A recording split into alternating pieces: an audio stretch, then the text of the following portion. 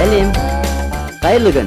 Сәлеметсіз бе? Қалыңыз қалай? Амансыз ба? Денсаулығыңыз жақсы ма? Сағат қанша болды? Жұмыс қалай? Ішіңіз аман ба? Малжан аман ба? Атыңыз кім? Саламатсыз ба қадірменді көрермен. Мен Қазақтың бағдарламасының кезекті санын тамашалап отырсыздар. Бүгінгі біздің қонағымыз банк қызметкері Анна Леонова, және ол бүгінгі бағдарламада өзінің қазақ тілін меңгеру тәжірибесі туралы айтып беретін болады. Сонымен, Анна, біздің бағдарламамызға қош келдіңіз. Рахмет. Леонова Анна Николаевна 1987 жылы 22 қаңтарда Алматы қаласында дүниеге келген. 2004 жылы Алматы қаласындағы нөмірі 159 жан-жақты профильді мектеп гимназиясын бітірген. 2004 жылы Абылайхан атындағы Қазақ халықаралық қатынастар және әлем тілдер университетіне халықаралық құқық мамандығына грантқа түседі. Оны 2008 жылы бітіріп, 2013 жылы Тұран университеті қаржы мамандығы бойынша магистратураны аяқтап шығады. 2007 жылдан бастап банк жүйесінде жұмыс істейді. Тұрмыс құрған бір ұлы бар. Өзіңіз туралы, өмірбаяныңыз жайлы, жалпы қазір немен айналысып жүрсіз? Осы туралы бір қысқа шолу жасап өтсеңіз. Мен қазіргі кезде банк ВТБ Қазақстанда жұмыс істеймін. Тұрмыс құрғанмын. Менде бір балам бар. Баламның аты Кирилл, күйеуімнің аты Михаил. Менің күйеуім өзі кореец, кәріс. Сол қазіргі бүгінгі күнде тек қана сонымен айналысам, өзінің жанұямен және де жұмыспен. Сіз қай жердің тумасы боласыз? Мен алматылықпын. Онда өте қызық болайын деп тұр бағдарламамыз, себебі бізге қалалық тұрғындардың тәжірибесі маңызды. Біздің көрермендерімізге де қызық. Қалалық жағдайда жалпы қазақ тілін қалай үйренуге болады деген сауалдар жолдайды бізге. Енді осыған қатысты өзіңіз айтыңыз, қазақ тілін қалай үйрендіңіз қалада? Жалпы менің әке-шешелерім қазақ мектепке берді. Бірінші сыныптан бастап мен қазақ мектепте оқыдым. Ол ең бірінші. Екіншіден менің анам әр жас бойы мені ауылдық жерлерге апарды, және де 1-2 апта, 1 айдай сол жерде болдым мен каникул кезінде. Болды, ол ең негізгісі. Меніңше жалпы тіл үйрену үшін, кез келген тіл үйрену үшін міндетті түрде осы тілде сөйлейтін ортада болу керек.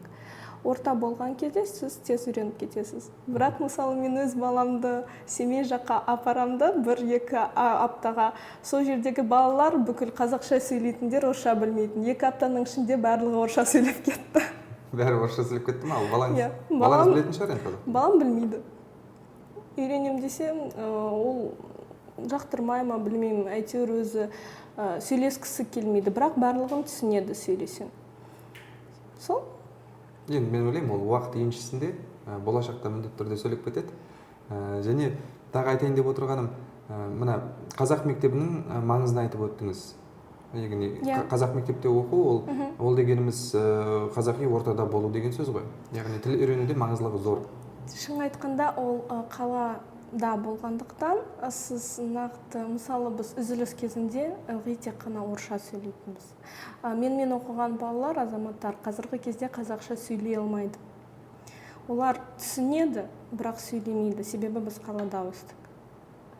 Сондықтан меніңше ол ең бірінші ол орта, сөйлейтін орта болса, ол мектеп міндетті емес. Мысалы, мен танитын адамдар бар, олар мектепте оқыған жоқ, бірақ қазақша сайрайды. Олар тек қана ортада болды. Ауылдық жерлерде өсті, сөйлесті, достары тек қана қазақтар болды, солармен араласты. Солай тілді үйреніп кетті. Ал енді сіз енді мектеп бітіргеніңізге біраз жыл болған шығар. Қазіргі күнде де мына тілді жетілдіру, оны шыңдау, ұмытып қалмау үшін сіз не істейсіз? Шын айтқанда ештеңе істемеймін. Бірақ қазіргі кезде жұмысқа байланысты кейбір кезде клиенттермен қазақша сөйлеуге мәжбүрмін. Себебі көбісі білмейді, немесе сөйлей алмайды, немесе сөзімді жеткізе алмайды.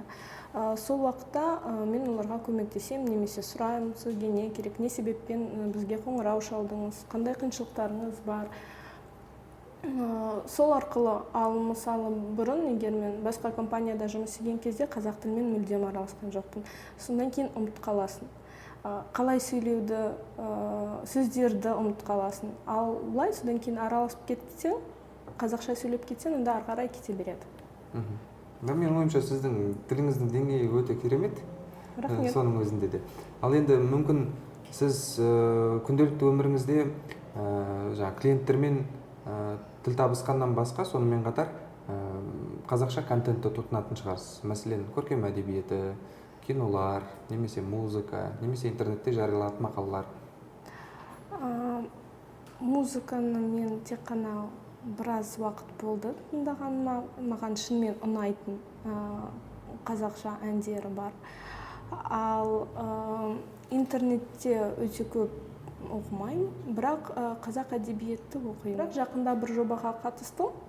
Сол жерден кішкене өз қазақ тілінің деңгейін жоғарылаттым. Ол бірнеше апта өтті. Сол жерде біз тек қана қазақша сөйледік. Бірнеше топ адам өзіміздің арасында да қазақша сөйлесуге тырыстық. Сондықтан кішкене үйреніп қалдым. Құпия болмаса, бұл қандай жоба? Мүмкін біздің көрермендерімізге де қызық болып қалар. Ол біз қазақша сөйлейміз атты реалити шоу. Қазақ әдебиетінің тіл меңгеруде маңыздылығы қандай? Кез келген әдебиетті оқыған кезде ол тілдің деңгейін жоғарылатады, өзінің ойлау қабілетін жоғарылатады. Оның маңызы өте көп, бірақ барлық сөздерді түсіне бермейсің.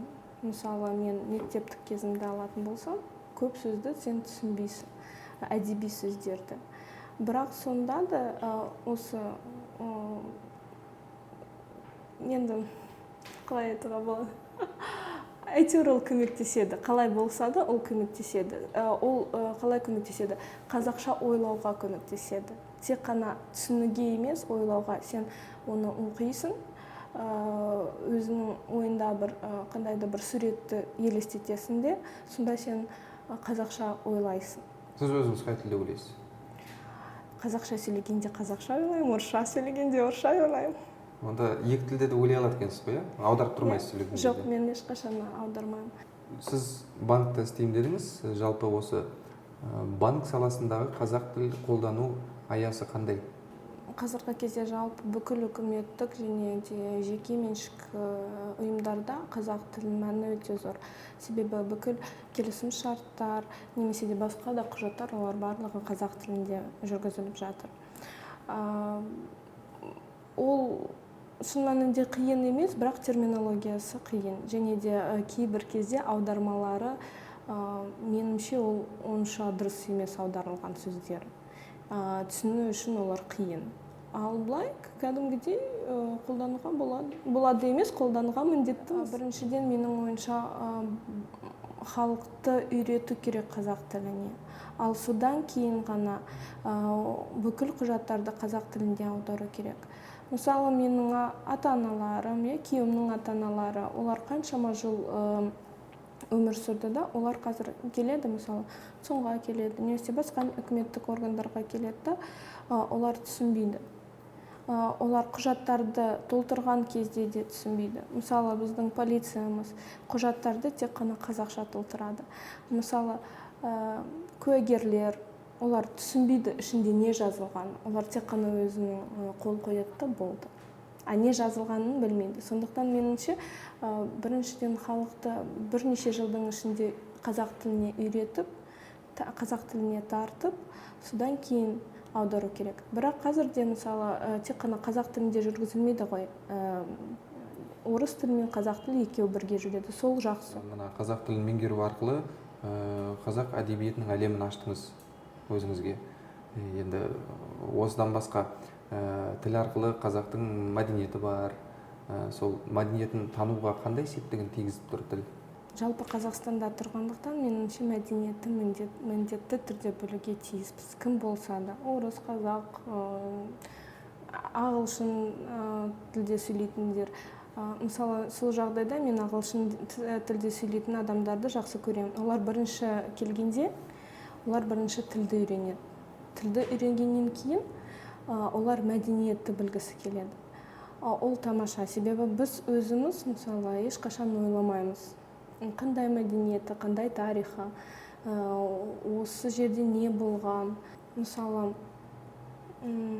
Қозы Көрпеш Баян Сұлу оқитын болсақ, сол жерде мәдениетінде айтады, бұрынғы тұрмыс туралы айтылады, және де тәрбие туралы айтылады. Ол тамаша, сондықтан білуге ол міндетті түрде. Және де мен өзім жақсы көремін. Осы жақында да біз осы жобаға қатысқан кезде үлкен кісілерге бардық, және де юртада отырдық. Сол жерде олар Құдай тамақ берді. Құдай тамақ емес онда? Жай тамақ берді. Сол жерде отырғанда олардың айтқан сөздері, олардың ұстағандары өзінде, домбыра тартқаны, оның барлығы тамаша. Бүгінгі күн емес, бір 100 жыл бұрынға кеткенде, және де оны көргенде барлығы тамаша болды. Кітап оқу арқылы уақыт машинасына отырып, өткенге саяхат жасағандай ғой онда. Мәдениет, дәстүр тану арқылы. Сіз дұрыс айтасыз. Сөзіңізде жан бар екен. Мен тағы сұрайын дегенім, қазір біздің елде жалпы мына тілді үйренуге барлық жағдай жасалды деп айтуға толық негіз бар жалпы. Бұны осыған дейін келген қонақтарымыз да айтып өтті. Бірақ соның өзінде кейбіреулер атап өтеді, ниет жағым, ниет мәселесі бар дейді. Көп адамда тіл үйренуге ниет жоқ. Сосын еріншектік те бар дейді, жалқаулық. Жалпы осындай кері құбылыстармен қалай күресуге болады? Меніңше қазір жастардың, мен секілді жастар, өздерінде балалары бар, олар болашақты ойлайды. Болашақты ойлағандықтан олар бірден өзінің балаларды балабақшаларға, мектептерге қазақша береді. Немесе қазір ерте дамитын мектептер бар, 2-3 жастан бастап сол жерге балаларды береді. Сондықтан балалар өзімен жастылармен араласып үйреніп кетеді, ары қарай оларға қиын емес болады. Сол жақтан меніңше қазір ешқандай еріншегі жоқ. Барлықтар ойлайды, барлығы сол туралы. Ал мысалы мен сияқты жастарға қазақ тілін үйрену 20-дан асқан, 20-30-ға келгендер мысалы, оларға қиын. Тіл үйрену жалпы қиын. Сондықтан енді ештеңе жасалмас, егер іздеген табады дейді ғой. Сондықтан егер біреуге қажет болса, ол үйреніп кетеді. Қалай болса да түсінеді, егер сөйлей алмайтын болса да. Ал егер ниеті жоқ болса, онда ештеңе жасай алмаймыз. Сізбен толықтай келісемін. Енді өзге ұлт өкілдері арасында қазақ тілінің таралымы жоғары болу үшін жалпы сіздің сөзіңізге сай балаларды жастайынан қазақша балабақшаларға, қазақша мектептерге берген жөн деп отырсыз ғой? Мысалы, кейбіреулер айтады ғой, университетке барған кезде программалар жоқ қазақша. Мен сонымен келісемін. Бізде әдебиеті өте аз. Бірақ күннен күнге өсе береді.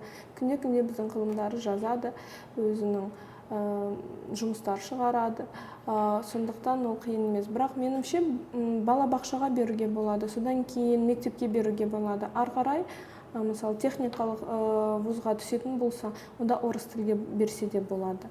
Онда ешқандай мәні жоқ, себебі бала осы уақытқа дейін өзі ойлау қабілетін қалыптастырады да, ары қарай меңгере алады, ары қарай сөйлесе алады, ары қарай жаза алады. Қалғаны ол кез келген тілде, ағылшын тілде болсын, жоғары оқу орындарда ол меңгере алады. Ары қарай, егер ең басында біз өз тілімізді неге ұмытпаймыз? Себебі біздің анамыз сөйлейді бізбен, біздің жанұямыз сөйлейді. Сол сияқты мектепте, балабақшада бала сөйлейтін болса, ары қарай ол ұмыт қалмайды. Мен сияқты. Ұмыт қалмайсың. Біреумен 1-2 сағат сөйлесіп, ары қарай тіл үйреніп кетеді, сен ары қарай сайрайсың, сөйлей аласың. Не болса да өз ойыңды жеткізе аласың. Сіздің бүгінгі құнды ақыл кеңестеріңіз біздің көрермендеріміздің құлағына жетіп, жүрегінде тиісті лайықты орнын табады деп сенемін. Біздің бағдарламамыз уақыт шектеулі болғандықтан аяқталып жатыр. Әлі де көп нәрсе естіп, сұрап тыңдауға болар еді. Сондықтан біз дәстүрлі сұрағымызды қояйық, бағдарламамыздың соңында қонақтарымызға қоятын. Қазақ тілін меңгеруге енді кірісіп жатқан біздің көрермендеріміз осы жолда не істеу керек? Сәлем сөздің анасы дейді. Сондықтан танысыңыз, қазақша сөйлейтіндермен араласыңыз, хабарласыңыз олармен. Содан кейін міндетті түрде оқыңыз. Оқыған кезде өзіңіз ойлау қабілетіңіз жоғары дәрежеге көтеріледі. Сізге көп рахмет. Жалпы ешқашан езуіңізден күлкі кетпесін. Алдағы уақытта отбасыңызға аман саулық тілеймін. Рахмет сізге де. Сау болыңыз. Сау болыңыз.